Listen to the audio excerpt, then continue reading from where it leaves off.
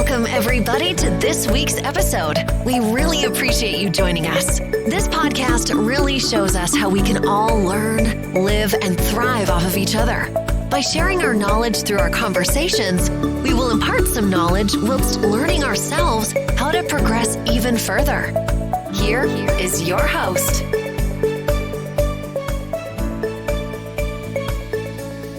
Hey creatives, this is Roland and welcome to the Writers Creator Space, a space where you as an author or aspiring author can get inspiration, advice, tips, encouragement on your self-publishing journey. This is episode 24 and today I will be talking about Imposter Syndrome, how to identify it and how to overcome it. But more on that later in the episode. But for now, let's get into some personal writing news. So earlier in the year, I talked about creating a daily habit of writing for myself. My goal was to write every day. So what I did, I got a journal to log on every time I wrote. And so that's what I used to do. But then I've been writing more, I would say, but nowhere close to writing every day. It's been really hard for me, I must admit, with being busy and other things to do. But I mean, those are not excuses. I haven't been able to accomplish my goal, but I am not going to stop trying. So last week as well, I spoke about the importance of creating a space for yourself to be creative. So that's what I did. I got a table, I got a chair, I created a space where I could write and do my work. And it's too early to tell if it's working, but it's in that space that I was able to think about my writing goals. I was able to give more thought about writing more and renew my decision and resolve to write every day. And so in this space, I found it's nice. It's a bit easier to focus and to really get down and do work and think about what I'm doing and the goals that I want to hit. So, that's why I say that this space could be working. And for now, it is helping. I was also able to think about the goals I have for this podcast.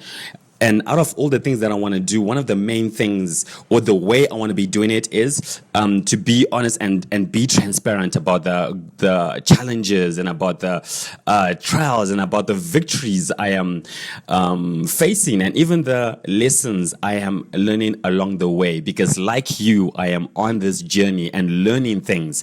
So my goal is to share those things and to be as transparent and honest as I can be so that you can then draw inspiration from that and run your race. And as you run your race, understand that you are not alone and you can get help on your writing journey. So as I share my experiences, my challenges, my victories, the lessons I am learning along the way, know that there is a reason to why I am doing that. So I thought I would get that off my chest. So let's get into the main topic. I am talking about imposter syndrome. And before I get into how to identify if you've got it, let's talk about what it is. And imposter syndrome is the experience of feeling like a phony. You feel as though at any moment you are going to be found out as a fraud, like you don't even belong where you are and you only got there through dumb luck. And that's, I think, in a nutshell, what it is. So now let's get into and how to identify if you have imposter syndrome. And there are three thoughts that usually that come up when you've got this. And those thoughts are, I am not good enough. The other one is, who am I to do this? And the third one is, I feel like a fraud. I need qualifications. So if you constantly struggle with any of these thoughts, then you might have, or you surely have imposter syndrome. But here's the thing that you need to always keep in mind about this whole thing is that you don't you don't deal with it, excuse me, you don't deal with it once and never again. Even seasoned professional writers deal with it. But I do think that, though, that because of the experience, that they handle it way better than upcoming authors or writers, right? But if you tear it down at the core of this imposter syndrome, it's actually self-doubt. And I think you can all agree with me that it is easy to doubt yourself. But again, we need to fight against these doubts, and we need to deal with all these thoughts that come up in our head when we have them, because they will always come. Thoughts of like, I'm not good enough, or thoughts of who am I to do this. These things are things that people deal with, right? And for me, as I was thinking about this, is like I've dealt with all three of these thoughts. But there's one time that stands out when, in the beginning, when I had my book, and as I published my book and I was advertising and selling my book, a person that I look up to wanted a copy. So then I went to their office and gave them my book, and of course they bought it.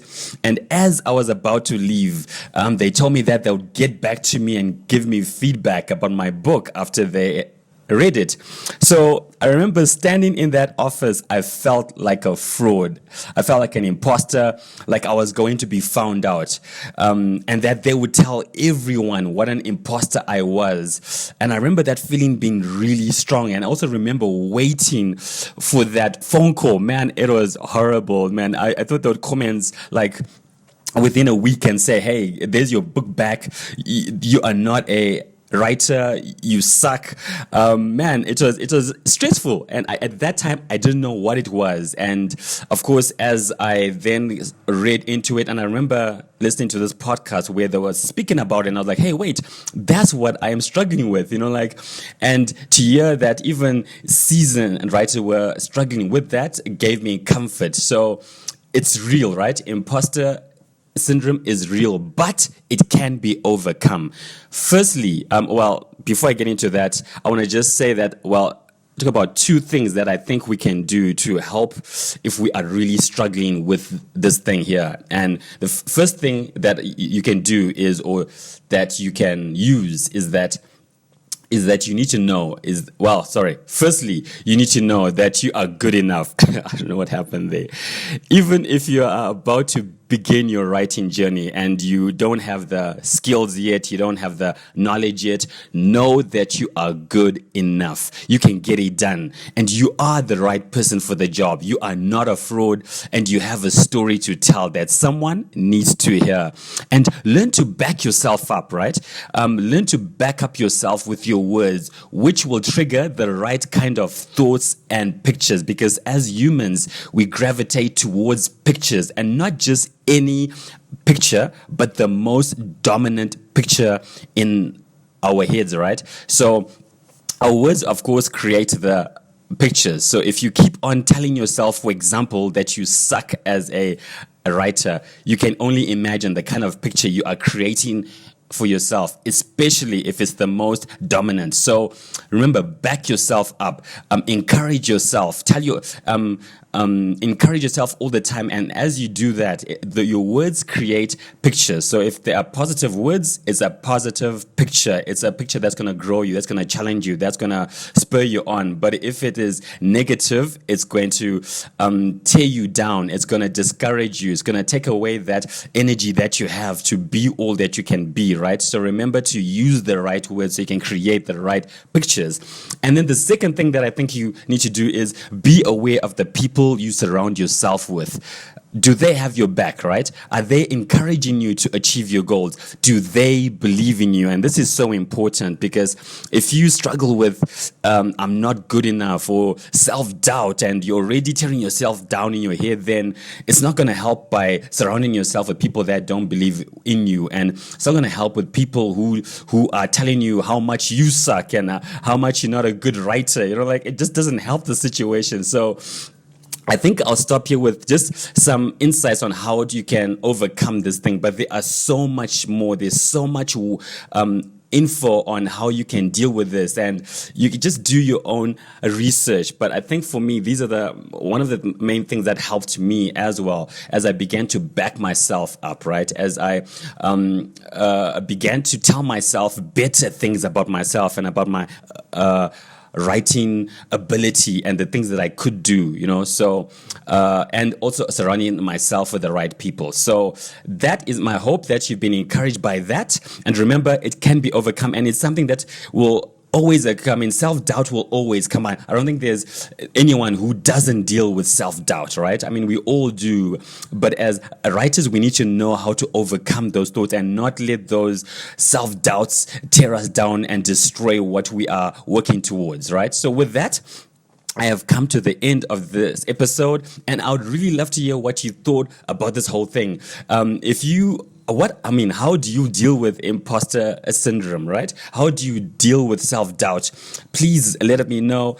Comment down below or on my Facebook page. You can also email me. And as always, the links are in the show notes. If you enjoyed this episode, give it a 5-star rating and share it. And with that, I will see you next week. And remember, you have something worth sharing.